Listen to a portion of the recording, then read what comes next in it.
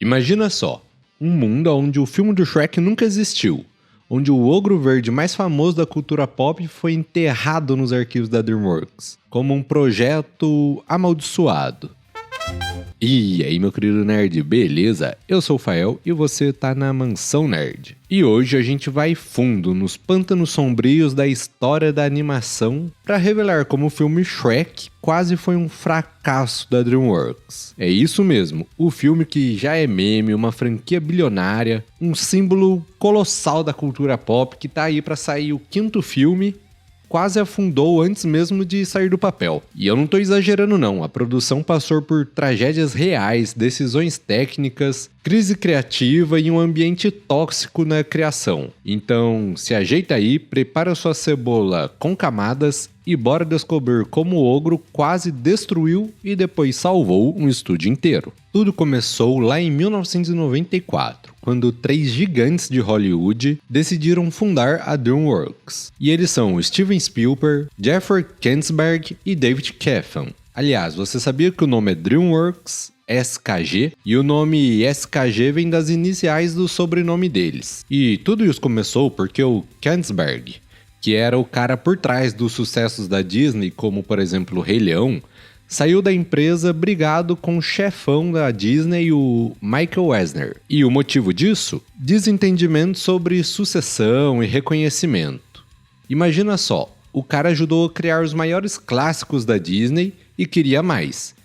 Só que a Disney não deu, que dá pra entender, né? Entrega no serviço e não recebe uma promoção? Aí não dá. Então ele decidiu criar um estúdio para bater de frente com a gigante dos contos de fadas. E a grande aposta? Um filme chamado Shrek, baseado num livro infantil de 1990 escrito por William Steig. O livro Shrek já era uma zoeira por si só.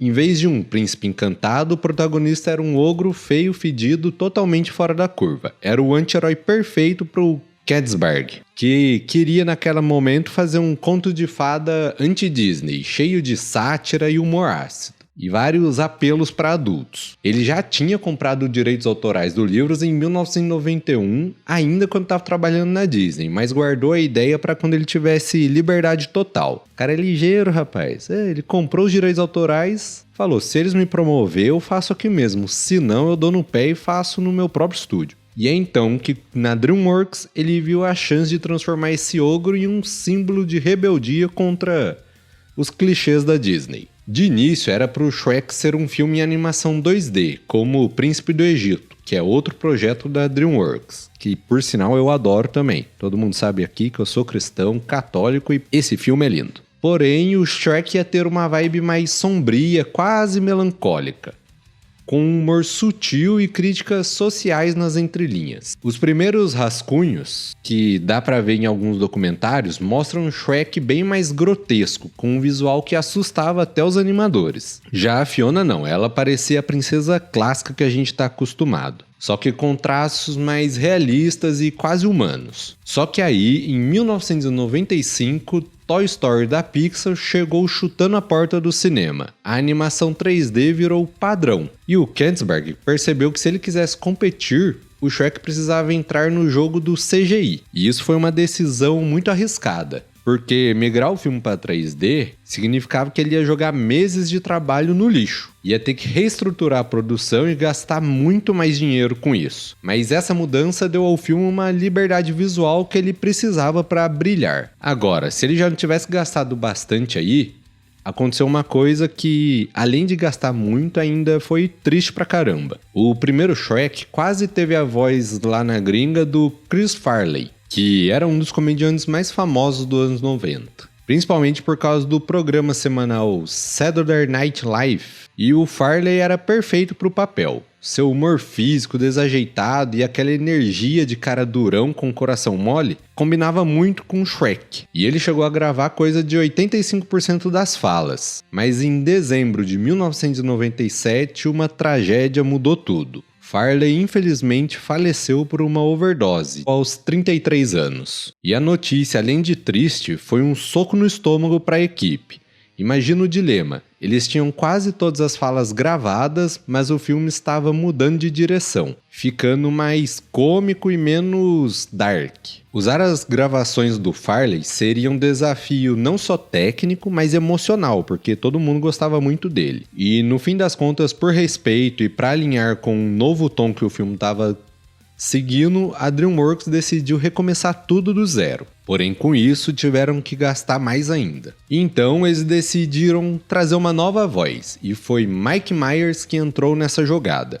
O cara já era famoso na época e trouxe uma energia nova para o personagem. E é aí que vem a cereja do bolo. O Myers gravou todas as falas com a voz normal. E depois de ver algumas cenas, ele achou que estava faltando alguma coisa. Então ele pediu para regravar tudo, com um sotaque escocês inspirado na mãe dele, que era britânica. E sabe quanto isso custou? Uns 4 milhões de dólares, além de meses de atraso na produção. Porque a animação facial e a sincronização labial tiveram que ser refeita do zero. Mas acabou que foi um sucesso, porque no Shrek em inglês, aquele sotaque deu um tom sarcástico e caloroso, que virou meio que a alma do Shrek e a marca dele. Cada vez que ele falava Donkey, que é o burro, era considerado puro ouro e algo único. Donkey! Donkey! Donkey! Donkey! Agora, se você quer aprender inglês para poder ver essas coisas direto na íntegra, além de poder ter acesso a informações antes de todo mundo e conseguir ver filmes e séries sem legendas ou antes mesmo de sair dublado, eu tô começando um curso de inglês aqui e tô curtindo muito. Porque o curso ensina inglês com base em séries e filmes, que além de dar um inglês da vida real, também já treina a gente que é fã de cinema para ir assistir tudo sem legenda, né? E além disso, foi um dos cursos mais baratos que eu achei com uma qualidade boa. Nada de esses cursos de na casa dos R$1.000. Se você se interessou e quer dar uma olhada, eu vou deixar o link dele aqui no primeiro comentário fixado. E se você curtir e comprar ele, você vai estar, além disso, ajudando o canal. Imagina só, você ajuda o canal e ainda aprende inglês. Eu já tô correndo atrás de aprender para poder assistir o podcast lá da gringa, trazer conteúdo de primeira para vocês. Mas agora, vamos voltar pro vídeo. E se você acha que a troca de dublador foi o maior drama da história, espere até ouvir sobre a animação. Nos primeiros testes, lá por 1996, 1997, a DreamWorks tentou algo mais ousado, usando captura de movimento com atores reais para dar mais realismo ao Shrek. A ideia era que o ator com traje de mocap, sabe, aqueles que cheio de bolinha, que ele fizesse um movimento e o modelo 3D ia seguir ele. A ideia no papel parecia algo revolucionário, mas na prática virou meio que um pesadelo na produção. E o resultado disso foi o apelido de Shrek do Inferno. O pessoal que trabalhava dizia que era algo bizarro, movimentos desengonçados, transições travadas e movimentos faciais robóticos pra caramba. E uma fisionomia que mais assustava do que divertia. E então os executivos olharam aquilo e pensaram, isso aí vai matar o filme. Comparado com Toy Story ou Vida de Inseto da Pixar, era um fiasco técnico. E então que o Kensberg teve que tomar uma decisão perigosa demais. Ele cancelou todo o material e passou o projeto para Pacific Data Images, que é a PDI, uma empresa de computação gráfica que a DreamWorks tinha comprado. Então a equipe da PDI reconstruiu o Shrek do zero,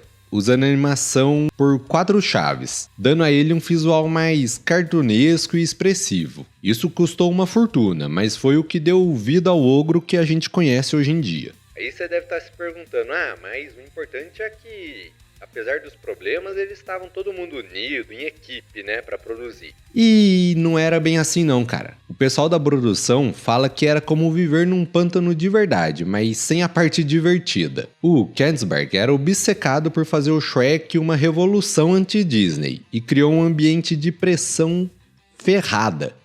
Os animadores enfrentavam turnos exaustivos, revisões constantes e padrões de qualidade lá no alto. Segundo alguns ex-funcionários, quem não entregava as ideias perfeitas ou não aguentava o ritmo era mandado para Eldorado.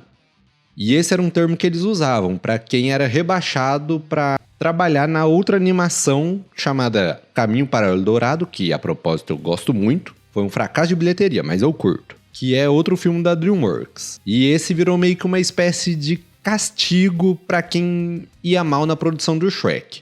O projeto da Eldorado tinha menos prestígio, um orçamento apertado e acabou, como eu disse, sendo um fracasso de bilheteria. E a frase "você vai para Eldorado" virou meio que uma ameaça lá no estúdio de animação, criando totalmente um clima de medo à toa assim. E acabou que esse ambiente tóxico levou uma rotatividade grande com os animadores saindo por esgotamento e entrando uns animadores novos no lugar. Mas no final das contas, quem ficou viu que o esforço valeu a pena. E depois de anos de crise, Shrek finalmente chegou aos cinemas em 18 de maio de 2021. E na moral, foi uma explosão. Com um orçamento de 60 milhões de dólares, o filme arrecadou 484 milhões no mundo inteiro, ficando entre os mais lucrativos de 2021, só atrás de Harry Potter, Senhor dos Anéis e Monstros S.A. O humor subversivo, cheio de piadas adultas disfarçadas, conquistou todo mundo. E teve sátira pra todo lado, especialmente pra Disney, né? Com paródias do Pinóquio, Cinderela, Lobo Mau, teve pra todo mundo da Disney. E no fim, as crianças riam das palhaçadas, os adolescentes curtiam as referências da cultura pop da época e os adultos pegavam as piadas mais picantes. O Shrek quebrou totalmente a barreira do que uma animação poderia ser. E eu espero que o novo filme faça isso de novo, cara. Tô com muita fé de que vai dar certo. Inclusive, você acha que esse novo filme vai ser bom ou tá achando que vai dar ruim? Comenta aqui embaixo que eu quero saber. E caso você não saiba, eu soltei um vídeo aqui falando sobre o vazamento de como vai ser o roteiro desse filme. Eu vou deixar ele no final do vídeo, então se você não assistiu, acabando esse aqui, vai lá ver. Mas e os prêmios? Shrek levou o primeiro Oscar de melhor filme de animação em 2002. E nisso ele desbancou o Monstros S.A. da Pixar. Além disso, também foi indicado ao melhor roteiro adaptado, algo super raro para um filme animado. Ele ganhou o BAFTA de roteiro e vários outros prêmios da crítica. Mas o maior troféu de todos foi o impacto cultural. Shrek redefiniu as animações, abrindo espaço para histórias mais irreverentes, com humor mais ácido, personagens fora da curva. Sem contar que várias frases e cenas do filme virou meme até hoje, né? E com isso, o sucesso virou uma franquia bilionária. Shrek 2 de 2004 foi ainda maior, arrecadando coisa de 935 milhões de dólares. Com isso veio Shrek 3, Shrek para Sempre e alguns spin-offs, como o do Gato de Botas e o Gato de Botas 2, que é uma das animações mais bonitas visualmente, que tive a honra de assistir no cinema. Fora isso, teve videogames, musicais da Brother, parque temático e séries animadas. E como eu disse, um novo filme aí que está em desenvolvimento. E agora, uma curiosidade a mais. A Fiona foi um marco técnico da história. A DreamWorks usou tecnologias novas para dar a ela expressões faciais mais humanas, algo que lá naquela época desafiou totalmente os limites da animação. E aquelas zoeiras com a Disney eram uma provocação direta do Kensberg, que usou o Shrek para mostrar que dava para fazer contos de fadas diferentes e mais modernos, ousados. E apesar de quase ter falido o estúdio, afundado ele de vez, Shrek é a prova de que mesmo com crises, tragédias e um ambiente caótico, uma boa ideia pode mudar tudo. De um projeto que quase foi pro brejo, ele virou um marco e moldou a DreamWorks e inspirou gerações de animadores. Mas e aí, meu querido nerd? Qual a sua cena favorita de Shrek? Ou vocês são mais do time do burro, ou quem sabe até do Gato de Botas? Conta aqui pra mim. Mas é isso, aqui é o Fael do Mansão Nerd e até a próxima aventura no pântano. É isso, valeu e fui!